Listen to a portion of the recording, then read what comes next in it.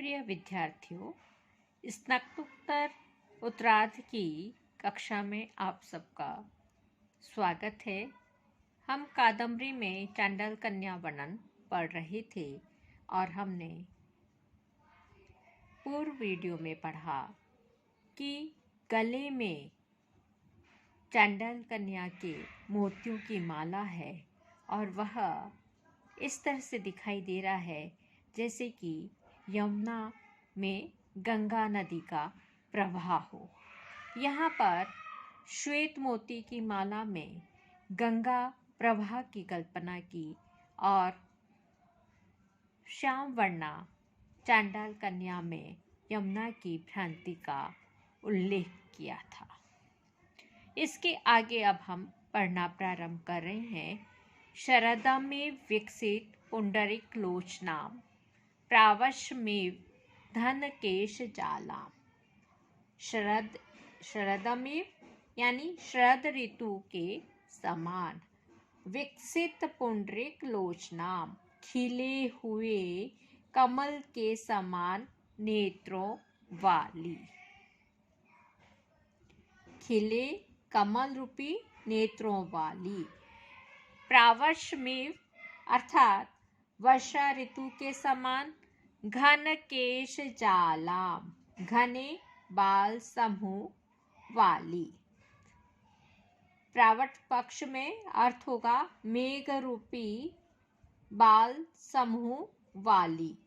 Malay मेखलाम मेव, Malay पर्वत की उपत्यका के समान, मेखला के समान। चंदन पल्लवा अवतंसाम, चंदन के कपोलों के आभूषणों से सजी हुई। मलय पक्ष में अर्थ होगा चंदन पल्लव रूपी आभूषणों वाली। नक्षत्र माला में तारों की पंक्ति के समान। चित्र श्रवणाभरण भूषिताम, रंग बिरंगे कान से आभूषणों से सजी हुई।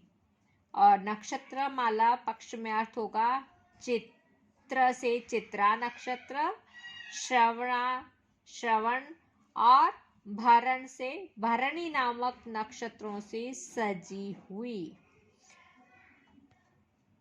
श्रिया में लक्ष्मी के समान, हस स्थित कमल शोभाम, हाथ में पकड़े हुए कमल से शोभायमान। मूर्छा में मनोहारिणी, मूर्छा के समान मन को आकृष्ट करने वाली। मूर्छा पक्ष में अर्थ होगा मन को या फिर चेतना को लुप्त करने वाली। अरण्य भूमि में, अरण्य अर्थात जंगल, अरण्य भूमि में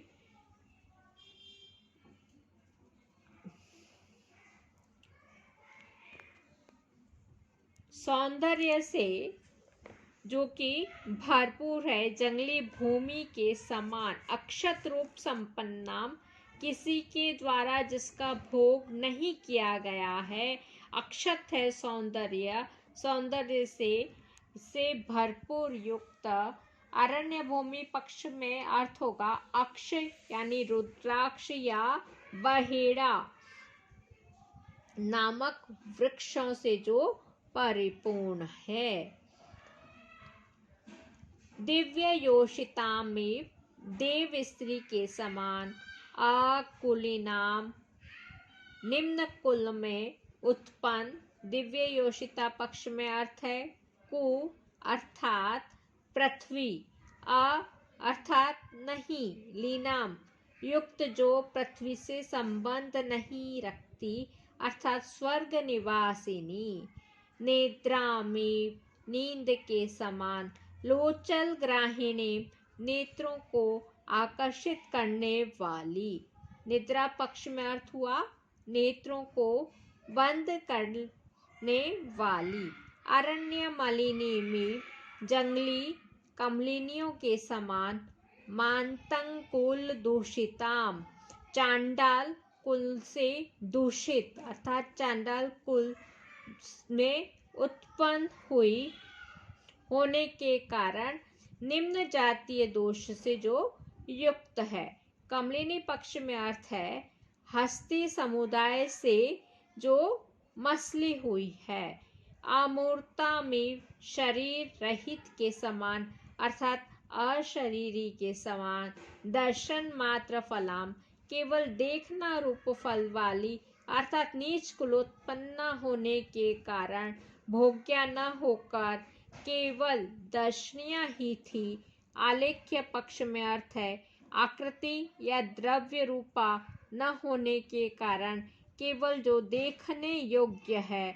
मधुमास कुसुम समृद्धि, मधुमास अर्थात बसंत ऋतु की पुष्प समृद्धि के समान। अजातिम उच्च जाति रहित, मधुमास पक्ष में अर्थ होगा जाति नामक पुष्प से रहित। बसंत ऋतु में जाति पुष्प नहीं होता है, इसलिए कहा गया है जाति नामक जो पुष्प से रहित है। अनंग कुसुम,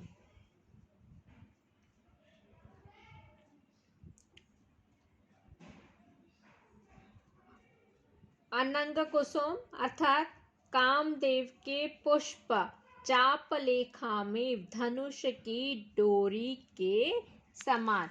अनंग कुसुम चापलेखा में, अनंग अर्थात कामदेव की जो धनुष है पुष्प धनुष की डंडी के समान। मुष्टि ग्राह्य मध्यम, मुट्ठी के पकड़ने योग्य मध्य भाग वाली कमर वाली। यक्षाधीप लक्ष्मी में, यक्षराज कुमेर की राजलक्ष्मी के समान। अलकोद भासिनी, बालों की लटों से सुशोभित होने वाली। यक्षाधीप पक्ष में अर्थ होगा अलकापुरी में शोभित होने वाली। अचिरोपरूढ़ यौवनाम, कुछ समय पूर्व ही यानी अचिर, अचिर का तात्पर्य है कुछ समय पहले ही यौवन प्राप्त करने वाली अर्थात युवावस्था आए हुए जिसे अधिक समय नहीं बीता है, ऐसी अतिशय रूपाकृतिम अत्यंत ही सौंदर्य वाली चांडाल कन्या को अनिमिष लोचनो ददश। अनिमिष बिना पलक झपकाए अर्थात टकटकी बांधकर निर्निमेष नेत्रों से राजा शूद्रक ने चांडाल कन्या को ददर्श देखा। तो इस गद्यांश में चांडाल कन्या को शरद, प्रावृत, मल्य मेखला, नव नक्षत्रमाला, श्री, मूर्छा, वन भूमि, दिव्य योषित, नेद्रा, वन कमलिनी आदि अनेक उपमानों से उपमित किया है और इनमें कहीं श्रेष्ठ कहीं रूपक आदि के द्वारा साम्य स्थापित भी किया गया है। सारे के सारे उपमान उसके सौंदर्य का व्याख्यान कर रहे हैं। इस कहीं पे उपमा है, कहीं रूपक है, कहीं श्लेष है, तो सभी अलंकारों का यहाँ पर प्रयोग किया गया है। आज इतना ही, कल पुनः हम इसके आगे का अध्ययन करेंगे।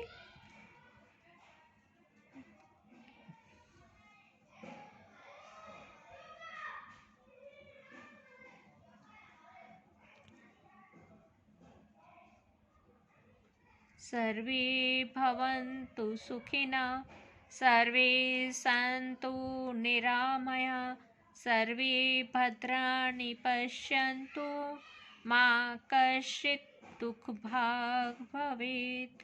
ॐ शान्ति। शांति शांति शांति। धन्यवाद।